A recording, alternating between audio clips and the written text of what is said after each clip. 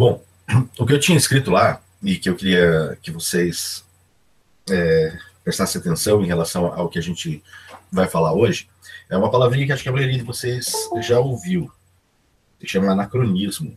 Anacronismo é quando a gente usa alguma coisa fora do seu tempo, tá? Deixa eu dar um exemplo aqui para vocês. Todo mundo já deve ter assistido ou visto cenas dos Flintstones, né? Os Flintstones cometem anacronismo do início ao fim, né? Você está na Idade da Pedra e os caras com carro, o carro é de pedra, mas carro não existia, né? Eles têm aspirador de pó, né? Que é um dinossauro lá que suga todos os negócios, enfim, é muito divertido. Então o anacronismo, ele tem essa pegada, o cinema usa muito disso, cinema, desenho animado, acho que a maioria dos desenhos animados, eles usam o recurso do anacronismo, né? Porque muitos desenhos, eles se passam em épocas diferentes da nossa, ou da época que o desenho se propõe a retratar, e usam elementos de outras épocas, né? Os mais típicos são esses, os Jetsons, os Flintstones. Na época que eu era criança, vocês não vão saber disso, mas na época que eu era criança, tinha um desenho da Hanna-Barbera, da mesma linha dos Flintstones e dos Jetsons, que eram os Muzzarella, né? Que era uma família romana, né? Que a história toda se passava no Império Romano, e eles tinham coisas, tipo, tinha um telefone, tinha uma televisão, essas coisas muito malucas, tá? O anacronismo, olhando por esse lado, ele é divertido, faz a gente rir, né, das coisas que acontecem, mas tem o seu lado negativo, o seu lado sombrio, porque muitas vezes as pessoas utilizam o discurso histórico, né, para justificar determinadas práticas ou criticar determinadas práticas fora de sua época. E por que eu estou falando isso com vocês? Estou falando isso porque a gente vai entrar num assunto, né, que vai mexer muito com essa questão do anacronismo, né, intencionalmente. Então, retomando aqui rapidinho, a gente está falando do século XIX, né, a estrutura toda do século XIX, principalmente pensando, né, no Napoleão Bonaparte. Napoleão Bonaparte foi figura fundamental para a gente entender os desdobramentos aí, pelo menos na primeira parte do século XIX, tá? Vocês vão estar fazendo vestibular, vão estar fazendo Enem, então eu queria que vocês ficassem ligados em dois assuntos bem importantes quando a gente fala dessa época. Qualquer questão que vocês pegarem, que esteja relacionada ao século XIX, que aconteça no século XIX, levem em consideração duas revoluções. A Revolução Francesa, ela vai ter impacto, ela vai ter influência em tudo que acontecer ali no século XIX, e a Revolução Industrial. Mais especificamente, a Segunda Revolução Industrial, tá? Que é do século XIX. Tá? Por que eu digo isso? Porque todo o desdobramento político, econômico, social, todas as guerras, tudo vai girar em torno, né, das consequências dessas duas revoluções. Tá? A Revolução Francesa trazendo ideias, a Revolução Industrial trazendo um conceito novo de produção, de trabalho, de sociedade. Tá? Então, lembre das características dessas duas revoluções. Só por aí, vocês matam metade das questões que estiverem relacionadas ao século XIX. Que vocês vão ver as características do que vai acontecer no século XIX, vocês vão ver as características presentes na Revolução Francesa, presentes na Revolução Industrial. Mais para frente a gente vai fazer aí uns simulados de Enem, para ver como é que vocês estão aí, se estão afiados, se não estão, o que precisa para a gente ir melhorando esse processo aí também, tá bom? Pessoal, então olha só, no século XIX começa a entrar então o pensamento liberal, que vem com a Revolução Francesa. Tá? O pensamento liberal, então, já falei bastante sobre isso com vocês, tá? Mas basicamente traz essas ideias aqui, ó, propriedade privada, individualismo econômico, liberdade de comércio, liberdade de produção, é tanta liberdade que o nome do movimento se chamou liberalismo, tá? E principalmente, qual era a proposta dos liberais? A não intervenção do Estado na economia, tá? Como que estava caracterizado o Estado antes da Revolução Francesa? Era um Estado absolutista, o rei mandava em tudo, inclusive na economia. Então eles queriam liberdade. Vem a Revolução Francesa, destrona o rei. Tá? Só que isso afeta a França. Aí vem o Napoleão e leva essas ideias para praticamente toda a Europa. Toda a Europa é afetada por essa ideia do liberalismo. Né? Então a gente precisa entender que o liberalismo é um pensamento econômico, fruto da Revolução Francesa, que se espalhou pela Europa com a ascensão do Napoleão, privilegiando principalmente a classe burguesa, a burguesia, certo?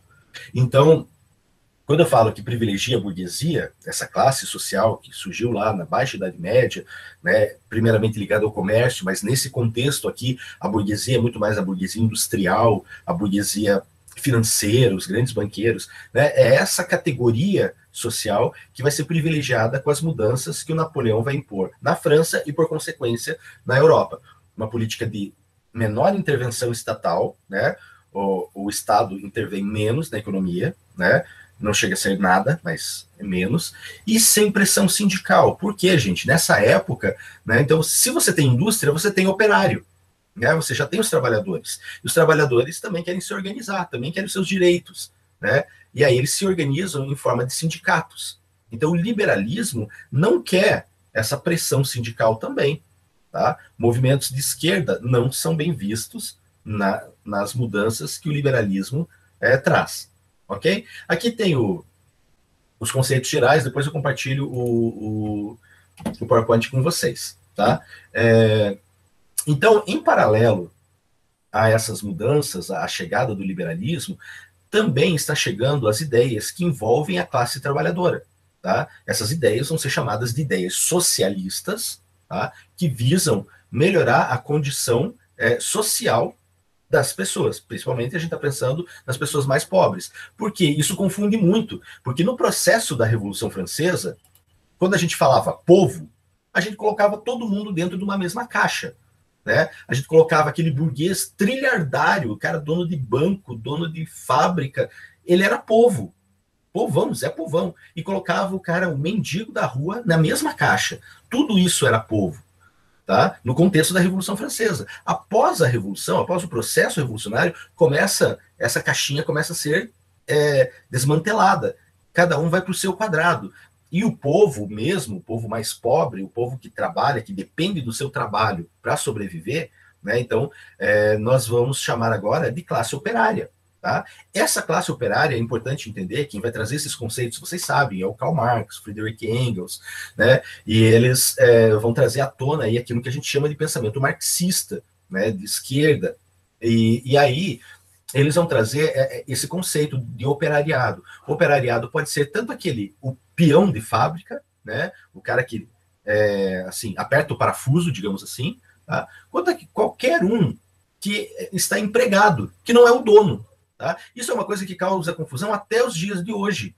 Porque hoje, principalmente pensando no contexto do Brasil, muitas pessoas, porque tem um ganho salarial alto, né, ou mediano, é um gerente de empresa, é um diretor econômico, não sei das quantas, é um diretor disso, daquilo, blá, blá, enfim, que tem um ganho alto, né, se julga burguês. E não é.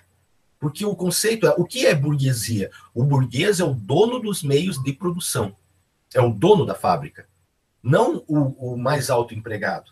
Então, ele é operário. Ele é operário, ele faz parte da classe operária. Né? Então, esse conceito precisa ser entendido. Né? Depois dei uma olhada aqui tentei fazer ali uma tradução ali, né, nessa pirâmide, né, do trabalhador na indústria, né, para tentar explicar a lógica do capitalismo. Isso é um folder da época lá, isso é de 1800 e bolinhas. Deixa eu ver se tem aqui a data disso aqui. Não, 1911. Né? Então, tentando exemplificar a questão trabalhadora. E, lógico, esses movimentos eles vão estourar primeiro aonde mais tem indústria. Tá? Então, por exemplo, início do século, não, melhor colocando, século XIX, vai ter movimento operário no Brasil? Não. Por quê? Não tem indústria. Tá? Quando que começa a ter um movimento operário no Brasil? A partir do momento que a gente tem as primeiras indústrias. Tá? Então, esse é um cuidado anacrônico que a gente tem que ter. Né? Eu não posso chamar o cara que trabalha lá no sertão, né, no Brasil, na cana-de-açúcar, de operário. Ele não é um operário. Né? No caso aqui do Brasil, ele era escravo. Né?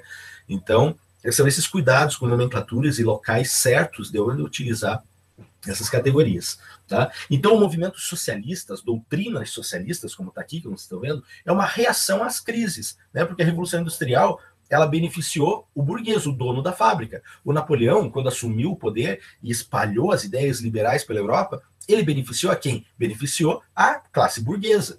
Né? Tanto que o Napoleão proibia as ações sindicais. Né? Pelo Código Civil Napoleônico, era proibido qualquer associação de trabalhadores, né? Dada a importância que ele dava para a classe burguesa. Né? E aí, então, surgem essas propostas, né, as propostas socialistas, né, para um mundo mais justo, né, que invertesse, ou pelo menos equilibrasse essa pirâmide que vocês estão vendo, onde os trabalhadores suportam, sustentam todos os luxos, né, das demais camadas sociais. Então, voltando aqui, falando dos movimentos sociais, então, o que é importante aqui vocês lembrarem? Lembrarem que os movimentos sociais, eles estão acontecendo por consequência, né, da proliferação das fábricas, das indústrias. Quanto mais fábrica você tem, mais classe operária você tem, mais operariado você tem.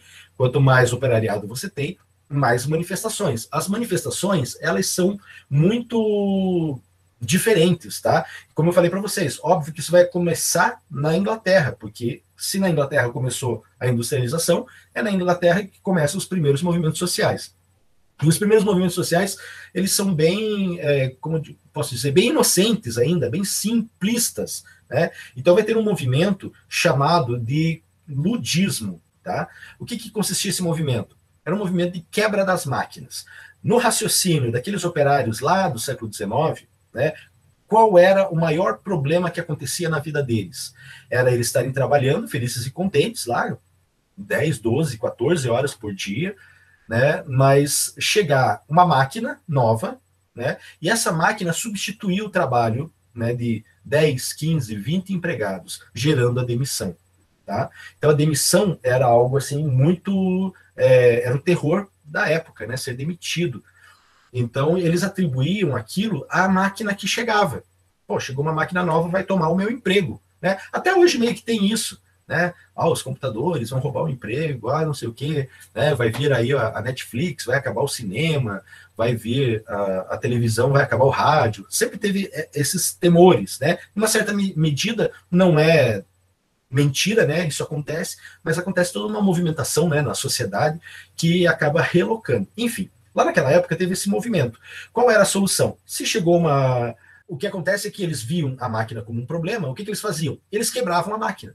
Né? Então eles se juntavam, né, com bandos ali de colegas ali do serviço, né, colocavam máscara e tudo mais, iam para a fábrica à noite e tal, quebravam as máquinas. Tá? Qual é o problema? No dia seguinte o patrão tinha comprado outra. Né? Aí eles iam lá e tal, quebravam as máquinas. Isso foi um tempo, assim, e por muitas cidades industriais na Inglaterra, a ponto que o parlamento inglês criou uma lei, né, que dava pena de morte se fosse pego alguém destruindo máquinas, destruindo o patrimônio da burguesia. Né? E aí os críticos da época falavam, a máquina vale mais do que a vida humana, porque se você quebrar uma máquina, você é morto. E se você matar uma pessoa, você vai ser julgado, talvez não seja nem preso. Né? Então, são as críticas sociais que surgiram na época. Mas os próprios operários começaram a verificar o seguinte, poxa, eu quebro a máquina, no dia seguinte tem outra. Qual é o problema, então? O problema é o patrão, vamos matar o patrão. Né? Então, houve uma série de atentados, né, contra os donos de fábrica, e aí pensem, né, toda a discussão no parlamento, coisa tal, para garantir a segurança, né, daqueles homens. O problema era o mesmo, gente. O problema é que eles matavam o patrão, no dia seguinte tinha outro patrão ali para mandar nos caras, né, para pôr outra máquina. Né? Até que esse movimento operário começa a se conscientizar de que ele não vai conseguir nada se ele não tiver acesso à política. Né? E aí, então esse movimento de quebra das máquinas, de sequestro, de assassinato de patrões, tudo mais, esse movimento é chamado de movimento ludista, L-U-D-I-S-T-A, ludista, ou ludismo, tá? Por conta do nome de um dos líderes de um dos movimentos chamado Nelson Lud, né? Eles ficaram conhecidos, então, como ludistas, tá? Só vou colocar aqui, às vezes aparece com 2 Ds, né? O ludismo. Se vocês querem aparecer isso em alguma prova, né, perguntando o que foi, você pode responder que foi um movimento operário de quebra das máquinas, né, no século XIX, na Inglaterra. Tá? Luditas ou ludismo, ou ludismo. Aí esse movimento começa a evoluir, né? E aí surge um outro movimento, já na sequência, chamado de cartismo. Tá? O cartismo, ele se caracteriza, né, por manifestações operárias que eram feitas em um jornal, né, chamado Carta ao Povo, por isso o nome cartismo. Tá? E nesse jornal, os representantes, líderes, operários, começavam a fazer reivindicações. Tá? Uma reivindicação bem curiosa, que às vezes aparece aí nas provinhas de Enem, de vestibular, é a seguinte: eles pediram para que os parlamentares recebessem salário. Até então, quem era membro do parlamento não recebia salário na Inglaterra. Veja que curioso. Por que eles pediram isso? Eles pediram isso para que eles pudessem se candidatar a vagas no parlamento. Tá? Porque para um rico burguês ser parlamentar, ele não precisava receber salário, porque ele tinha grana. Né? Agora, para um operário, ele precisava se sustentar de alguma forma, porque ele ia ter que parar de trabalhar, né, para se dedicar ao parlamento. Então, eles fazem essa reivindicação. E outras reivindicações mais, né, como redução da carga horária, né, a jornada de trabalho, que eu falei para vocês, era de 10, 12 horas, melhores condições das fábricas, que eram totalmente insalubres, né, eram escuras, não tinha saneamento básico, não tinha banheiro, não tinha iluminação, né, a situação era pior ainda nas minas de carvão, né, os caras quilômetros para baixo da terra, né, nunca viam a luz do sol, né, ainda mais na Inglaterra, que quase é tipo Curitiba, quase não tem luz do sol, quem dirá, né, trabalhando embaixo da terra. Né? Então, era um problema social grave. Né? E esse movimento, o cartismo, né, embora o cartismo, o lutismo sejam movimentos que não têm conseguido grandes conquistas, eles foram os primeiros. Né, os primeiros a fazer manifestação. Né, o cartismo lança a ideia, né, de se criar um movimento sindical, né, para que operários de um mesmo ramo se unissem fazendo reivindicações. Né, e aí surgem propostas mais substanciais, mais teóricas, mais filosóficas, né, no campo do socialismo, né, que é, por exemplo, o socialismo utópico. Enfim, o que são os utópicos? Os utópicos, eles propunham mudanças, melhorias nas condições de vida dos trabalhadores a partir da boa vontade do empregador. Tá? Então, um dos principais socialistas utópicos, o Fourier, por exemplo, né, ele era dono de uma indústria. Então ele propôs, né, que fosse criado lá os chamados falastérios, né, que eram lugares onde esses operários seriam educados, os filhos dos operários também tivessem educação, né, que as crianças pudessem ser cuidadas, né, que o salário fosse melhorado, a jornada fosse reduzida. Mas a proposta era no campo vou te dar um toque, cara. João, vou te dar um toque. Acho legal você fazer isso com os teus empregados. Professor, Oi. Esse é o Fourier que você falou que tinha empresa? Uhum. Ele fazia isso com os empregados dele? Sim. Então tá bom. Sim. Os empresários aí dessa geração, digamos assim, eles aplicavam na empresa. O problema é o seguinte, o problema é que o concorrente dele, não. Né? Então, enquanto os operários dele trabalhavam 8 horas por dia, o do concorrente trabalhava 14. Então, o que acontecia? O cara acabava perdendo os lucros, né? Acabava muitas vezes em uma falência, tudo mais. Então, por isso o socialismo utópico, né? Sabe-se lá se vai dar certo. Né? Quem é que vem com uma proposta um pouco mais concreta? Vai ser daí, o Marx e o Engels, né? Que vem com o chamado comunismo, né? Ou socialismo científico. Que ele diz, olha, isso só vai mudar a partir do momento em que os operários tiverem consciência de classe, né, souberem que pertencem a uma classe social e que devem lutar por seus direitos. E eles têm que tomar o poder, né, e criar uma sociedade comunista. Né? Então, o que o Marx faz? Né? O livro que o Marx escreve, o Manifesto Comunista, é um livrinho assim, você lê numa tarde, o Manifesto Comunista. Né? Ele é bem simples, né, porque a proposta dele é de tomada revolucionária do poder. Né? A grande obra do Marx não é o Manifesto Comunista. A grande obra do Marx é o Capital, onde ele faz uma análise, né, das forças produtivas, né, e ele leva para o campo da economia como o grande motor propulsor da história. Né? Ele trabalha com a ideia do materialismo histórico. Né? Então, lá no Capital, ele desenvolve tudo isso. É a grande obra do Marx. Mas o Manifesto Comunista é um panfleto. Né? É um panfleto que ele joga lá uma ideia, que algumas pessoas vão acabar seguindo. Mas, enfim, o fato é que começa, então, a ver as ideias do Marx unidas a de outros pensadores socialistas. Né? Aqui para frente você vai ter os anarquistas, como o Proudhon, o Bakunin. Só resumindo, né, o anarquismo é uma proposta que vai além do socialismo. Né? O socialismo propõe a tomada do poder do Estado pelos trabalhadores. O anarquismo propõe excluir toda forma de poder, né? Acabar com toda a forma de governo. Isso que significa anarquismo. A é uma palavra, um preposto Negação, né?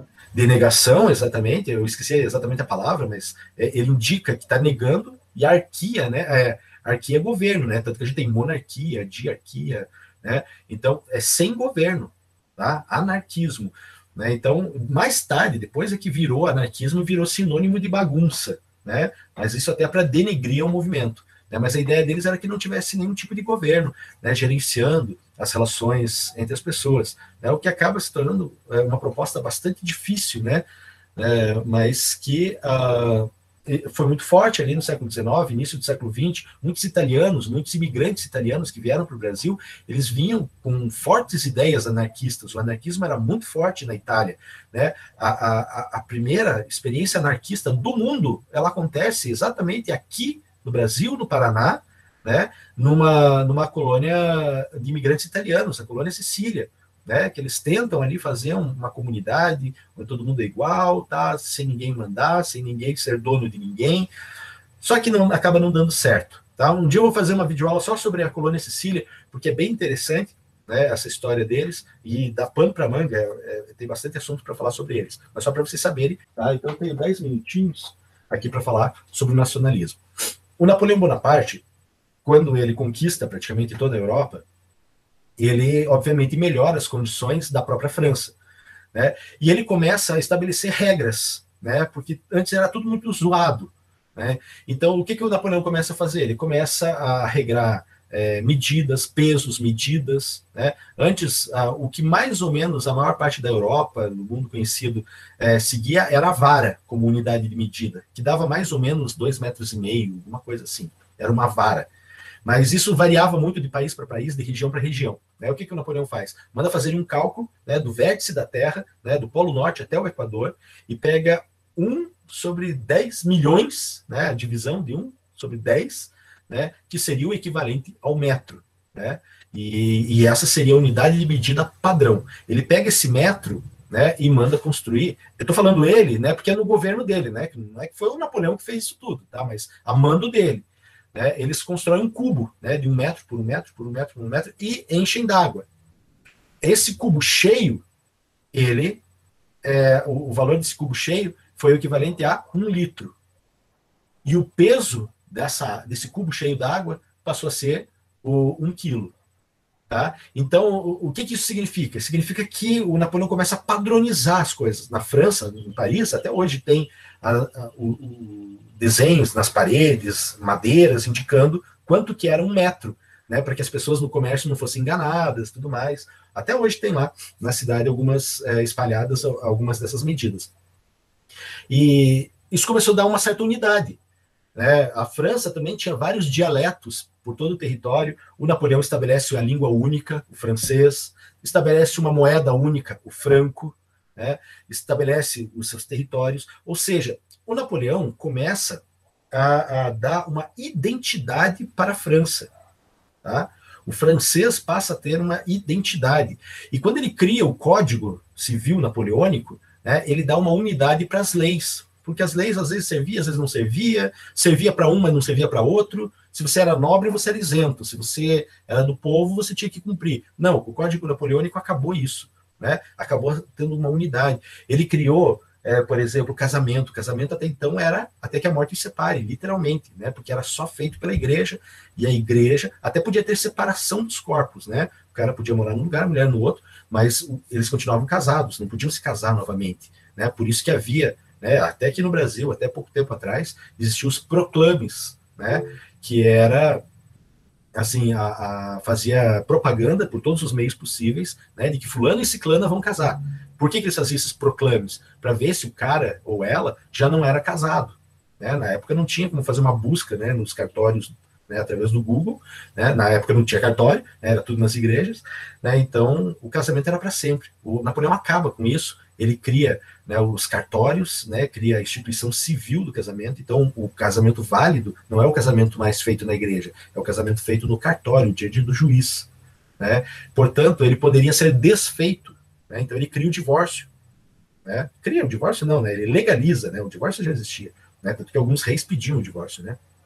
Mas, enfim, e o mundo europeu da época começa a gostar dessas mudanças que ele trouxe, né? Querem vivenciar isso, essa liberdade de comércio. Antes, um cara queria abrir uma fabriquinha, queria abrir um comércio, ele tinha que pedir 1000 autorizações e ficar ajoelhado diante do rei, implorando para que ele pudesse fazer um negócio. Agora não, qualquer um podia ir até um estabelecimento público, né, e fazer uma solicitação de alvará de funcionamento, né, de uma fábrica, de um comércio. Né? Então essa liberdade, né, que o Napoleão traz vai ser muito bem vista, né, na França.